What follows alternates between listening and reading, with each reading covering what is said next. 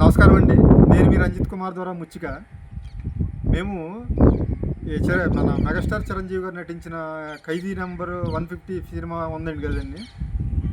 అలాగా ఆయన ఆ ఊర్లో సమస్యల కోసం అదే మీడియా మిత్రుల ద్వారా ఇలాగా మా ప్రాబ్లం తీరట్లేదు, సమస్య తీరట్లేదు, ఎలా చేయాలంటే ఆయన ఇచ్చిన సజెషన్ మీద వాళ్ళు ఏదో తెగించి పీకలు కోసుకొని ఎలాగైనా మా ప్రాణాలు అర్పిస్తాను, కొంచెం సమస్య బయట ప్రపంచానికి ఇలా వెళ్తుందని చెప్పి ఇచ్చేస్తారండి.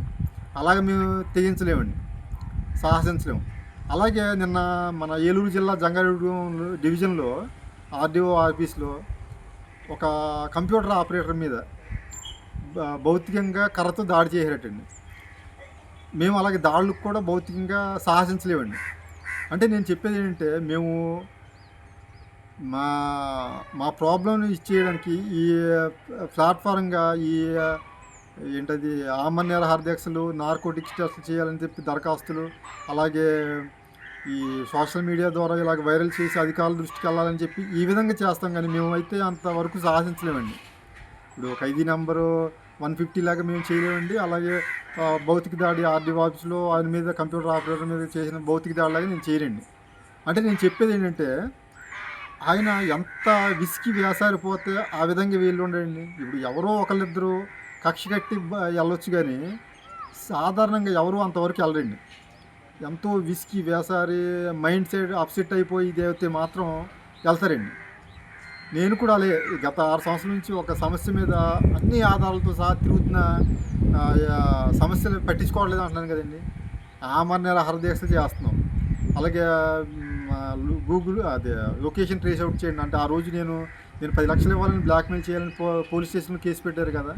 ఆ రోజు నేను ఎక్కడున్నానో ఆ ప్లేస్ లొకేషన్ షేర్ అదే ట్రేస్ అవుట్ చేయమన్నా. అలాగే సోషల్ మీడియా ద్వారా అయినా ఉన్నతాధికారులకు చేరద్దేమో అంటే, నా దగ్గర అన్ని ఆధారాలు ఉన్నాయని చెప్పి ఇలా చేస్తున్నాం. మేము అంతకన్నా ఏం చేయలేమండి. సోషల్ మీడియాలో పెట్టినా తప్పే అంటున్నారండి. ఇప్పుడు నేను తప్పుడు ప్రచారాలు చేస్తే తప్పు అవుద్దండి. నేను అన్ని ఆధారాలతో సహా ఇచ్చేస్తున్నాం. అంటే మేము సోషల్ మీడియా ద్వారా అయినా, లేకపోతే మేము నార్కోటిక్స్ టెస్టులు లైవ్ డిటెక్టివ్ టెస్టులు చేయమని, పరీక్షలు చేయమనన్నా, ఇలాగ ఆమరణ నిరాహార దీక్షలు ఇలాగ మేము చేయాలని శాంతియుతంగా వెళ్తున్నాం. అంతేగాని మేము భౌతికంగా దాడి చేయాలనో లేకపోతే ఇంకోలాగా చేయాలనో మేము కాదండి. ఆ మైండ్ సెట్ మాది కాదు. ఇప్పుడు మా కుటుంబం ఎలాగో అవతల అవతల వాళ్ళ కుటుంబం కూడా అలాగే ఉంటుంది. నేను కేవలం వాళ్ళు తప్పు చేశారు, తప్పుడు వ్యక్తులు అని అంటున్నాం, కానీ వాళ్ళ మీద ఏదో దాడి చేసి వాళ్ళ కుటుంబాన్ని ధ్యాయపరచాలని కాదు కదా. ఏ విధంగా ఉందంటే తప్పుడు వ్యక్తుల ధోరణి, ఆ మధ్యన తహసీల్దార్ గారి ఆఫీస్లో అధికారి ముందే ఒక తహసీల్దార్కి ఇలాగా అన్ని ఆధారాలతో సహా పెడుతుంటే చర్యలు తీసుకోవట్లేదండి. దరఖాస్తులు పీజీఆర్ఎస్లో పెట్టిన చర్యలు తీసుకోవాలంటే తీసుకోరండి. జంగారెడ్డి ఆర్డీఓ ఆఫీస్లో పెట్టినా తీసుకోవట్లేదంటే తీసుకోరండి. ఐటీడీఆ పిఓ గారికి ఇచ్చినా తీసుకోవట్లేదంటే తీసుకోరండి. అంటే ఎంత ఎటకారంగా చెప్తున్నారంటే చర్యలు తీసుకోరండి. మీరు ఎక్కడికి వెళ్ళినా చర్యలు తీసుకోరు. అలాగే ఇప్పుడు డిఎల్ఎస్సి విచారణ జరుగుతుందండి. ఆ అధికారి ముందే నేను తప్పు చేశానో లేదో అని చెప్పకుండా, మీ కుటుంబం లేరా ఇటువంటి వారు అని చెప్పి నన్ను క్వశ్చన్ చేస్తున్నారండి. అంటే అక్కడే అర్థమైపోతుంది కదండి. అక్కడ అధికారి అప్పుడే అర్థం చేసుకోవాలండి. అసలు ఎందుకు వాళ్ళు ఆ మాట నేను తప్పు చేశానో లేదా అనకుండా, మీ కుటుంబంలో లేరా అంటే నేను తప్పు చేసినట్టే కదండి. అక్కడే ఒప్పేసుకున్నారు. అంటే ఇక్కడ అధికారులు అందరికీ తెలుసండి. 100కి 100% తెలుసండి. ఇది ఇప్పటి వరకు 99% అనుకున్నాను, ఇప్పుడు 100కి 100% తెలుసు. ఈ పరిణామాలను చూస్తుంటే అంటే అన్ని ఆధారాలతో సహా మేము బయట పెడుతున్నా, ఎందుకు చర్యలు తీసుకోవట్లేదు అర్థం అవ్వట్లేదు. కానీ ఒకటి మాత్రం నిజమండి,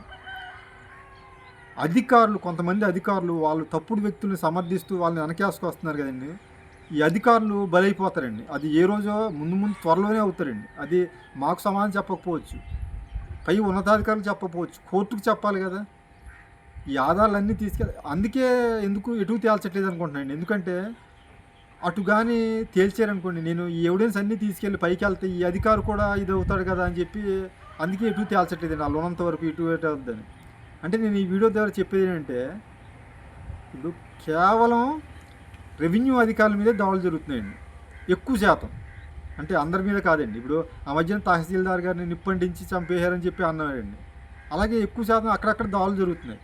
అసలు ఎందుకు జరుగుతున్నాయి ఇలా దాడులు అని చెప్పి ఒక్కసారి ఆలోచించండి. కరెక్ట్గా మన ఉద్యోగాలు మనం చేస్తున్నామా లేదా అనేది.